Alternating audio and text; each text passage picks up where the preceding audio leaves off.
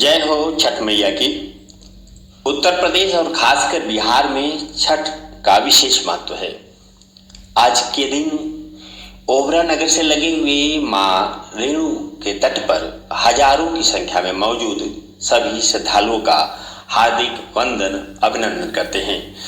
छठ सिर्फ एक पर्व ही नहीं है बल्कि महापर्व है जो पूरे 4 दिन तक चलता है। नहाए खाए से इसकी शुरुआत होती है जो डूबते और उगते हुए सूर्य को अर्घ देकर समाप्त होती है। ये पर्व साल में 2 बार मनाया जाता है, पहली बार चैत्र में और दूसरी बार कार्तिक में।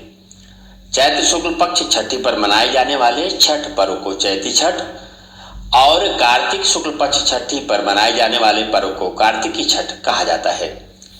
पारिवारिक सुख समृद्धि और मनोवांछित फल प्राप्ति के लिए ये पर्व मनाया जाता है। इसका एक अलग ऐतिहासिक महत्व भी है। आइए जानते हैं माता सीता ने की थी सूर्यदेव की पूजा। छठ पूजा की परंपरा कैसे शुरू हुई, इस संदर्भ में कई कथाएं प्रचलित हैं। एक मान्यता के अनुसार जब राम सीता 14 साल के वनवास के बाद अयोध्या लौटे थे तब रावण वध के पाप से मुक्त होने के लिए उन्होंने ऋषि मुनियों के आदेश पर राजसूय यज्ञ करने का फैसला लिया। पूजा के लिए उन्होंने मुद्गल ऋषि को आमंत्रित किया। मुद्गल ऋषि ने मां सीता पर गंगा जल छिड़क कर पवित्र किया और कार्तिक मास के शुक्ल पक्ष की छठी तिथि को सूर्यदेव की उपासना करने का आदेश दिया।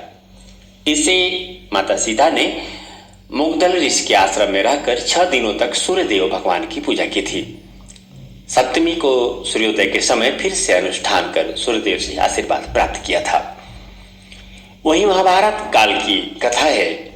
महाभारत काल से हुई थी छठ पर्व की शुरुआत।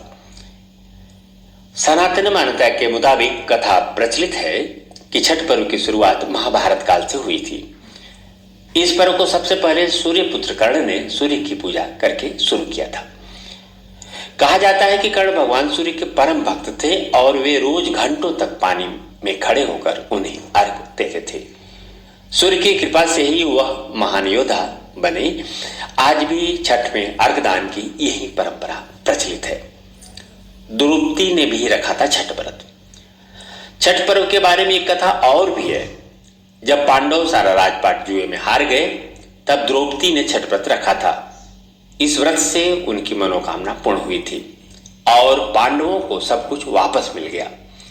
लोक परंपरा के अनुसार सूर्यदेव और छठी मैया का संबंध भाई बहन का है, इसलिए छठ के मौके पर सूर्य की आराधना फलदायी मानी गई। क्या है छठ का पौराणिक महत्व? पुराणों के प्रियव्रत प्रियव्रत नामक एक राजा की कोई संतान नहीं थी। इसके लिए उसने हर जतन कर डाले लेकिन कोई फायदा नहीं हुआ। तब उस राजा को संतान प्राप्ति के लिए महर्षि कश्यप ने उसे पुत्रेष्टि यज्ञ करने की परामर्श दी। यज्ञ के बाद महारानी ने एक पुत्र को जन्म दिया लेकिन वह मरा पैदा हुआ। राजा के मृत बच्चे की सूचना से पूरे नगर में शोक छा गया। जब राजा मृत बच्चे को दफनाने की तैयारी कर रहे थे तभी आसमान से एक ज्योतिर्मय विमान धरती पर उतरा। इसमें बैठी देवी ने कहा, मैं छठी देवी और विश्व के समस्त बालकों की रक्षिका हूं। इतना कहकर देवी ने शिशु के मृत शरीर को स्पर्श किया जिससे ही वह जीवित हो उठा। इसके बाद से ही राजा ने अपने राज्य में यह त्योहार मनाने की घोषणा कर दी। छठ पर्व छठी पूजा कार्तिक शुक्ल पक्ष की छठी को मनाए जाने वाला एक सनातन पर्व है। सूर्योपासना का यह अनुपम लोक पर्व मुख्य रूप से बिहार, झारखंड, पश्चिम बंगाल, पूर्वी उत्तर प्रदेश और नेपाल के तराई क्षेत्रों में मनाया जाता है। यह पर्व मैथिल, मगध और भोजपुरी लोगों का सबसे बड़ा पर्व है। ये उनकी संस्कृति है। छठ पर्व बिहार में बड़े धूमधाम से मनाया जाता है। ये एकमात्र ही बिहार या पूरे भारत का ऐसा पर्व है जो वैदिक काल से चला आ रहा है और ये बिहार की संस्कृति का बहुत बड़ा हिस्सा बन चुका है। इस पर्व में बिहार के वैदिक आर्य संस्कृति एक झलक मिलती है।